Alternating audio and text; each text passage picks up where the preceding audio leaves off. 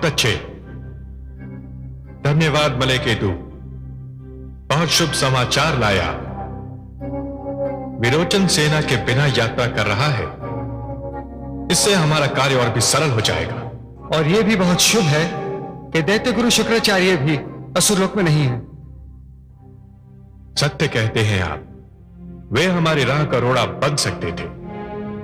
मैं स्वयं भी किसी ऐसी अवसर की खोज में था। अवसर स्वयं चलकर मेरे पास आ गया। सुनिए गंधर्वराज मलयकेतु। आज्ञा देवराज। आप इसी क्षण सूर्यदेव के पास जाएं और उन्हें हमारा संदेश दें कि देवताओं की श्रेष्ठता को बचाने के इस अभियान में उन्हें उनकी भूमिका निभाने का समय आ गया है। जो आज्ञा देवराज। उनसे कहिए कि मैं उनसे कोई लंबी चौड़ी मांग नहीं कर रहा हूं, केवल इतना चाहता हूं कि विरोचन जब यात्रा को निकले तो सूर्यदेव अपना तापमान इतना बढ़ा ले कि उनकी किरणों पर अग्नि ज्वालाओं का धोखा होने लगे, उसे इतनी भयंकर प्यास का आभास हो, यात्रा को जारी रखना उसके लिए असंभव हो जाए और मार्ग पर कहीं किसी स्थान पर उसे रुकना ही पड़े। सूर्यदेव बस इतना कर ले, उसके उपरांत मेरा कार्य आरंभ होगा। जाइए। आदेश का पालन होगा देवराज।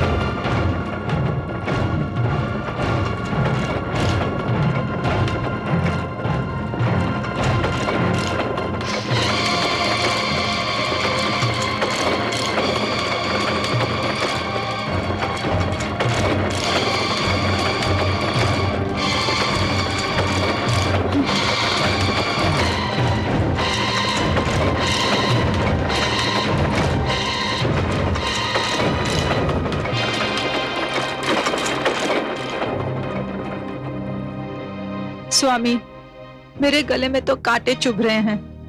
बहुत प्यास लगी है मुझे। गागर में जो जल था वो भी समाप्त हो चुका है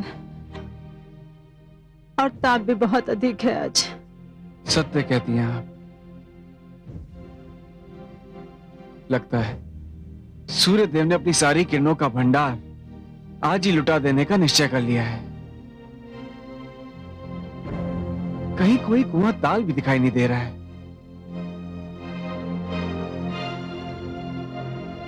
स्वामी, वह देखिए वहां एक कुटिया दिखाई दे रही है। कहां? वहां। संभव है हमें वहां जल मिल जाए। महारानी, इस दहकते हुए नर्क में ये कुटिया वैकुंठ के एक छोटे से टुकड़े के समान लग रही है। वहां अवश्य में प्यास बुझाने की सामग्री मिल जाएगी। शीघ्र चलिए स्वामी। चलिए। चला। हाँ।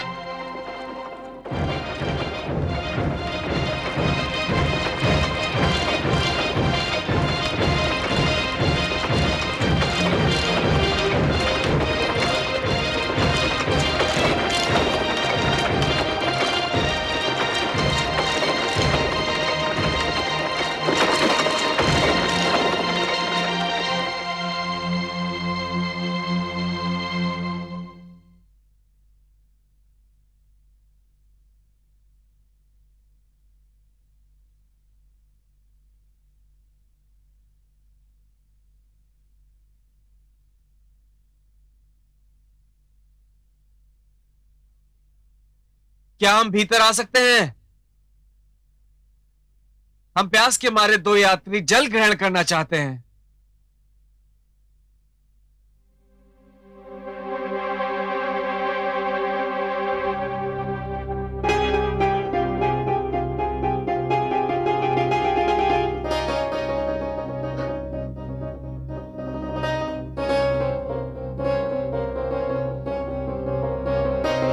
पधारिए यात्रीगण। ऋषि की कुटिया के द्वार तो सबके लिए खुले होते हैं। प्रणाम ऋषिदेव। प्रणाम ऋषिवर।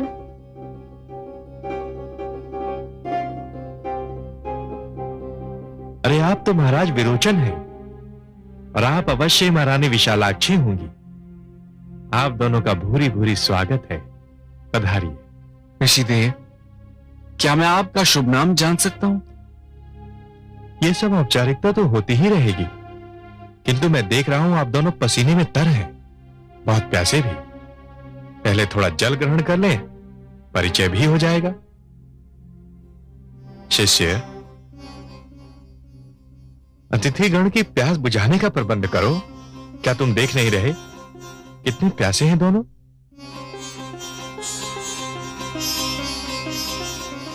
पधारिए महाराज, पधारिए महारानी, आइए।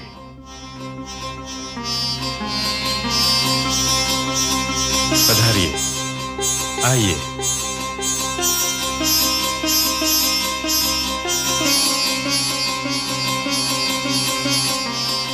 कैसी विचित्र विडंबना है। क्या देवी, किस विडंबना की ओर संकेत कर रही हैं आप? कुटिया के बाहर कितना अधिक ताप है, जैसे नर्क के द्वार खुल गए हों। और ये कुटिया कितनी शीतल है, जैसे वैकुंठ का कोई अंश। महारानी, एक ऋषि की कुटिया है। शीतलता यहां न मिले तो फिर संसार में कहीं नहीं मिल सकती। विराजिए महाराज, विराजिए महारानी।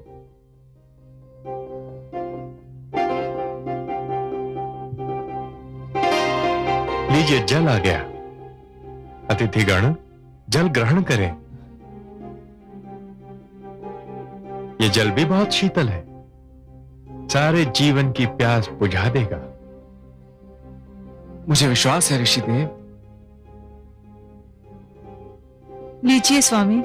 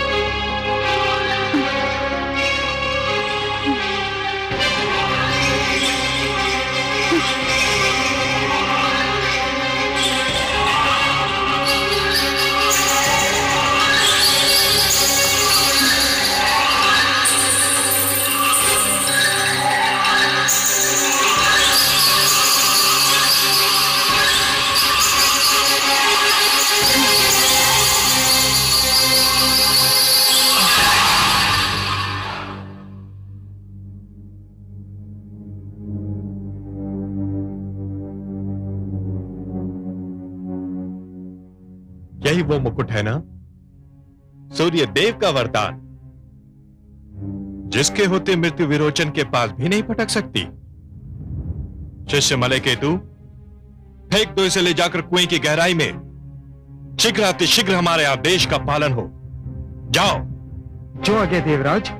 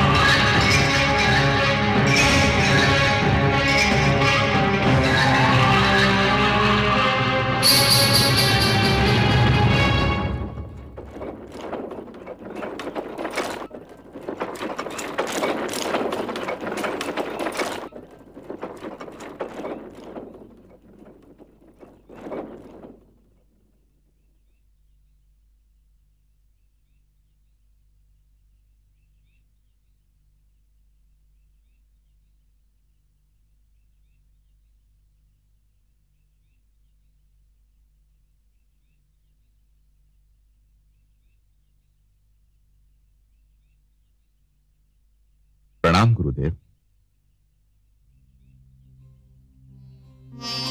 आयुष्मान भव।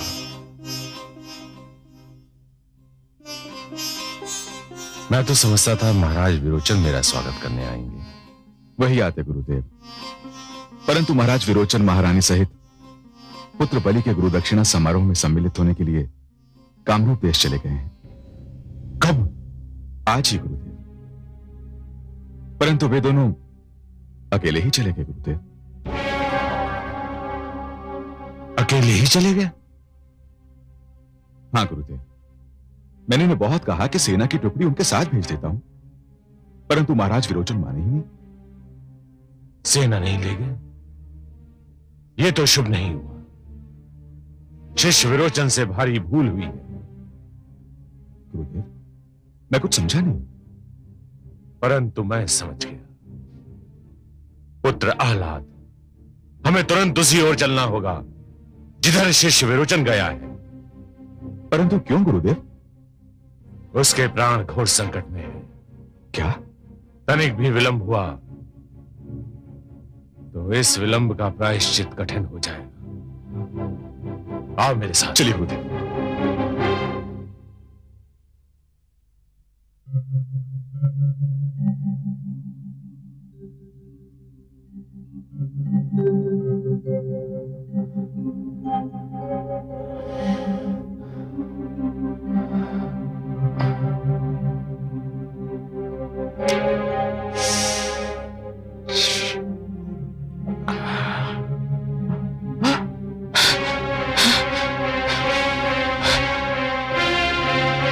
मेरा स्वर्ण मुकुट।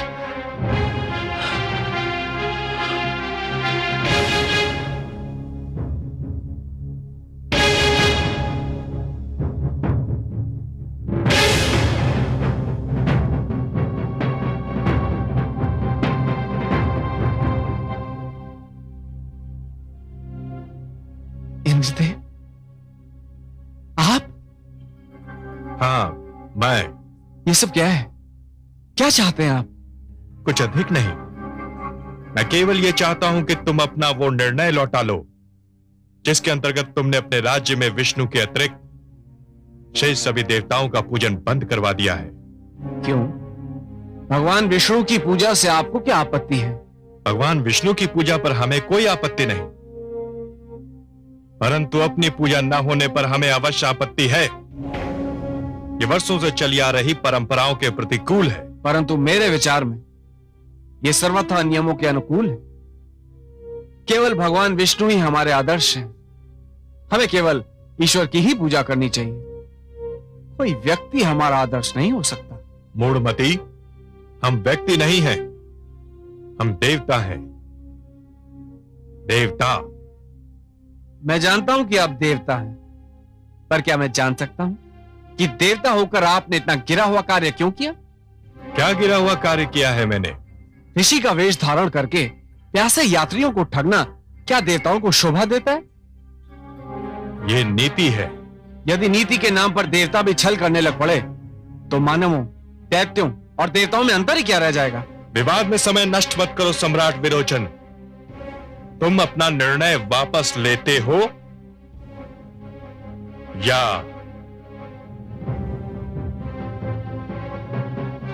ये मत समझिएगा देवराज इंद्र कि सूर्य देव का मुकुट छिन जाने से मैं निशस्त्र हो गया। मुझे शस्त्र विद्या भी आती है, परंतु इस समय मैं अपने पुत्र के गुरु दक्षिणा समारोह में सम्मिलित होने के लिए जा रहा हूं। मुझे लौट कर आने दीजिए, फिर यह निर्णय भी हो जाएगा कि मुझे अपना आदेश लौटाना है या नहीं। ये क्यों नहीं कहते कि मुकुट छिन जाने से भयभीत हो? यदि वीर हो तो उठाओ शस्त्र।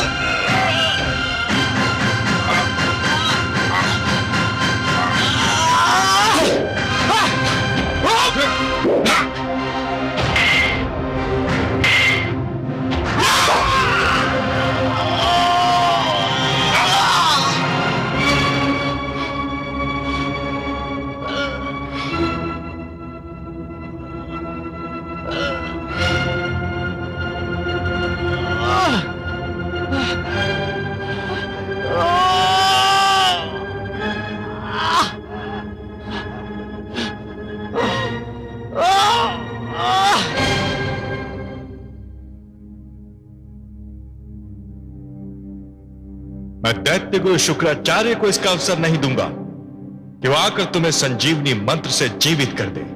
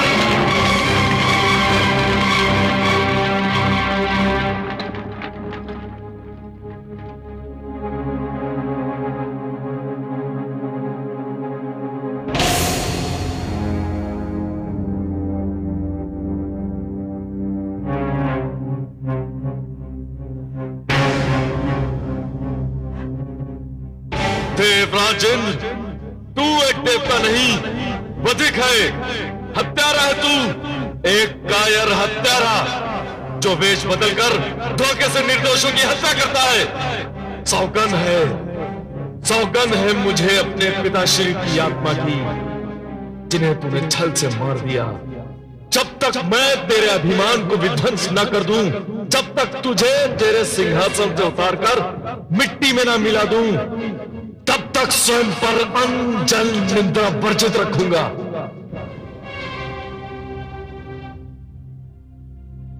इतनी निशंसता, ऐसी निर्ममता, धिक्कार है इन देवताओं पर, धिक्कार है।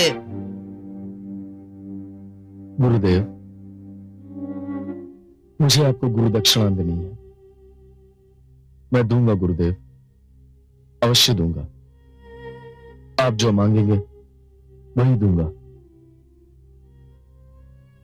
परंतु हत्यारे इंद्र से अपने पिताश्री के वध का प्रतिशोध लेने के उपरांत मैं समझता हूं शिष्य, इस समय तुम्हारे मन पर जो बीत रही है मैं उसे भली भांति समझ रहा हूं। तुम गुरु दक्षिणा की चिंता छोड़ दो। मुझे स्वयं तुम्हारे पिता विरोचन की हत्या, ऐसी निर्मम हत्या का समाचार सुनकर बड़ा धक्का पहुंचा है। मैं सोच भी नहीं सकता था कि देवता इतने हृदयहीन होंगे कि किसी को भी मारकर जलाकर राख भी कर देंगे। गुरुदेव, मुझे तब तक चैन नहीं आएगा जब तक मैं समस्त देवलोक को जलाकर भस्म न कर दूं। गुरुदेव, कृपा करके मुझे देवलोक जाने की अनुमति दीजिए। तुम देवलोक जा रहे हो अकेले? हाँ गुरुदेव, मैं अकेला ही देवलोक जाऊंगा।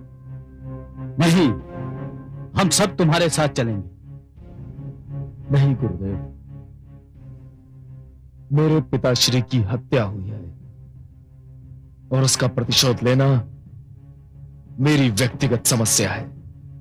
मैं देवताओं की भांति कायर नहीं हूं, मैं उन्हें ललकार कर मारूंगा। गुरुदेव,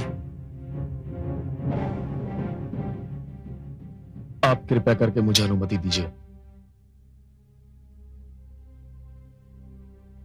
विजयी भव।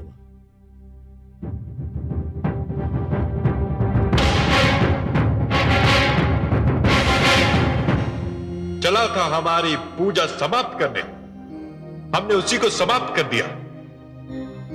आज समस्त देवलोक दीपोत्सव मनाएगा, क्योंकि हमारे शत्रु का जीवन दीप बुझ चुका है। देवराजेंद्र,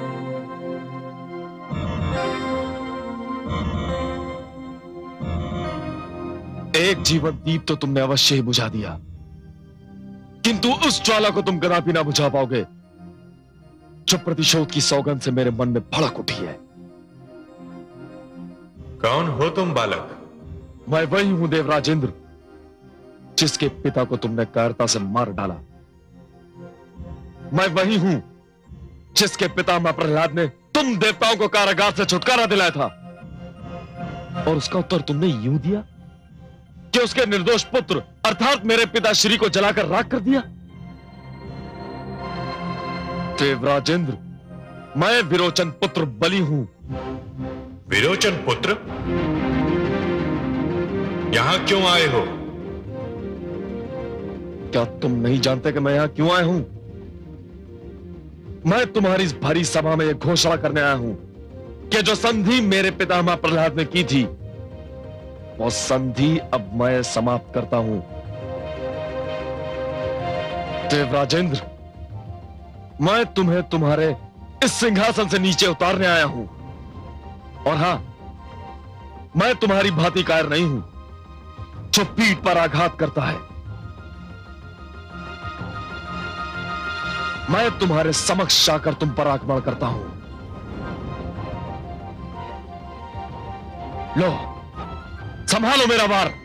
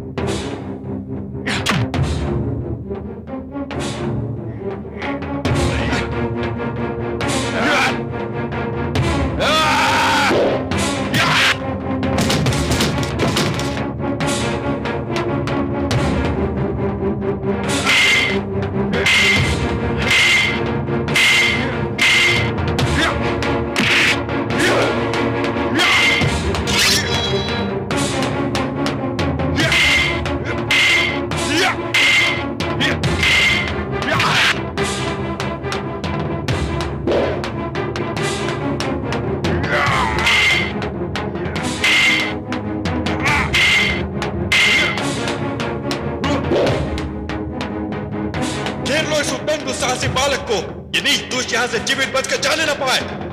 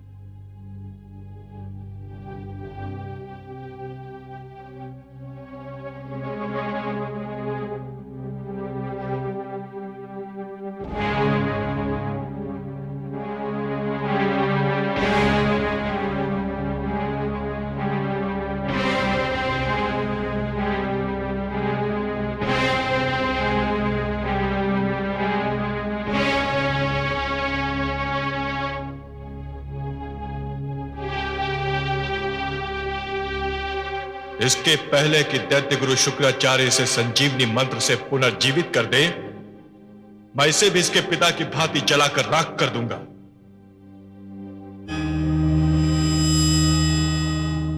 रुक जाइए देवराज इंद्र,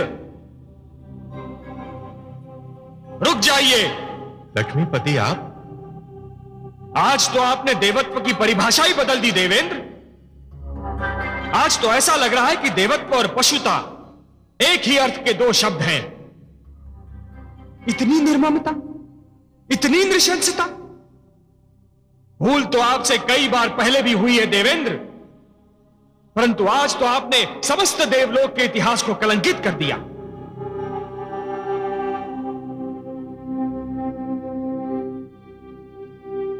आपकी इस क्रिया ने देवत्व का सिर झुका दिया है देवेंद्र। यह क्रिया नहीं है सर्वेश्वर, प्रतिक्रिया है। दुष्ट विरोचन ने जो किया, हमने उसी का प्रत्युत्तर दिया है। और क्या किया दुष्ट विरोचन ने? उस अधम ने तो हमारी पूजा बंद करवा दी थी। आप तो देवता हैं, आपको तो यह ज्ञात होना चाहिए देवराजेंद्र कि पूजा किसी के प्रति स्नेह और श्रद्धा की ऐसी भावना है जो यदि मन में जन्म ले तो कोई उसे दबा नहीं सकता, परंतु यदि मन में जन्म ना ले तो कोई उसे उत्पन्न भी नहीं कर सकता। परंतु हे पद्मनाभ, हमारी पूजा तो न जाने कब से निरंतर होती चली आ रही है। यज्ञ में समिधा डालते हुए नाम लेने को आप पूजा कहते हैं देवराजेंद्र? चरणों में फूल चढ़ाने को आप पूजा कहते हैं देवराजेंद्र? हाथ जोड़कर शीश नवाने को आप पूजा मानते हैं? नहीं देवेंद्र, यह पूजा नहीं है। पूजा तो दिखावा ना करने का दूसरा नाम है। अच्छे विचार हैं पूजा, अच्छे कर्म हैं पूजा। दूसरों की सेवा और परोपकार का दूसरा नाम है पूजा। केवल अपने लिए नहीं, अपने चहु ओर बसे हुए संसार के लिए जीना, यह है पूजा। किसी और की पीड़ा में तड़प उठना है पूजा। और मुझे खेद है देवराजेंद्र कि आप पूजा, पूज्य और पुजारी के अर्थ को ही भुला बैठे। और इसीलिए है देवराजेंद्र, जिस प्रकार अपने मार्ग में चट्टान को खड़ा पाकर नदी की धारा अपनी दिशा को बदल लेती है, उसी प्रकार आपके इस अहंकार को देखकर मैं भी आपसे अपना मुख मोड़ रहा हूं। हे सर्वेश्वर, ऐसा मत कहिए। आप में रहे तो हम मानव से भी अधिक शक्तिहीन हो जाएंगे।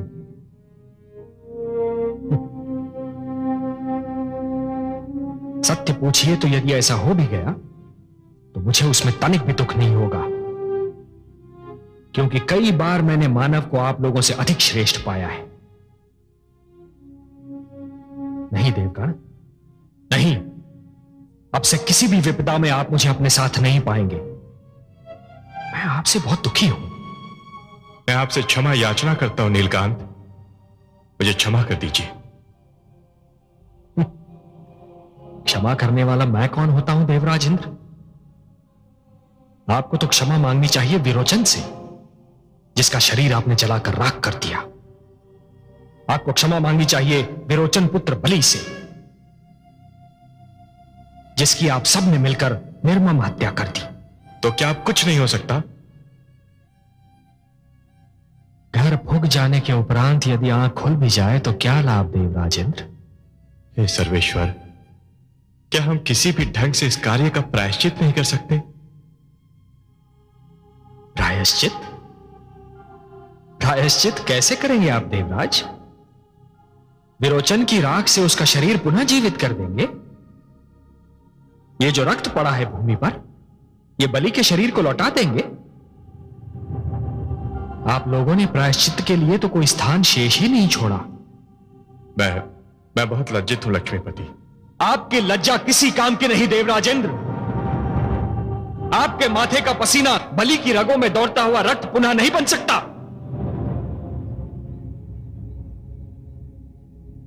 एक शिष्टाचार शेष रह गया है, केवल एक शिष्टाचार,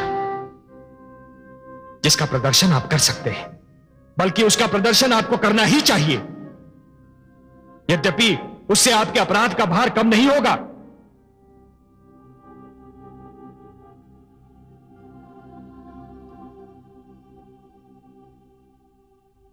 आज्ञा दे जनार्दन।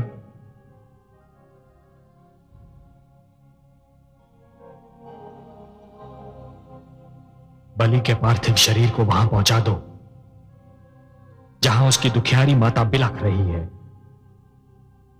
जहां उसके गुरु शुक्राचार्य शोकाकुल खड़े हैं, जहां उसके ताया श्री आह्लाद अश्रु पीने का असफल प्रयास कर रहे हैं। मुझे खेद है देवगण, मुझे खेद है। और यह भी जान लीजिए कि आज का दिन देवलोक से, विशेषतः आप लोगों से, मेरे संबंध का अंतिम दिन है। कभी न ऐसा काम कर जो करके पछताए, गया समय जो हाथ से पलट के फिर ना आए। स्वार्थ, लोभ, उत्तेजना, हिंसा, क्रोध, अभिमान है सब मेरी शांति के, रहे सदा ये ध्यान, रहे सदा ये ध्यान।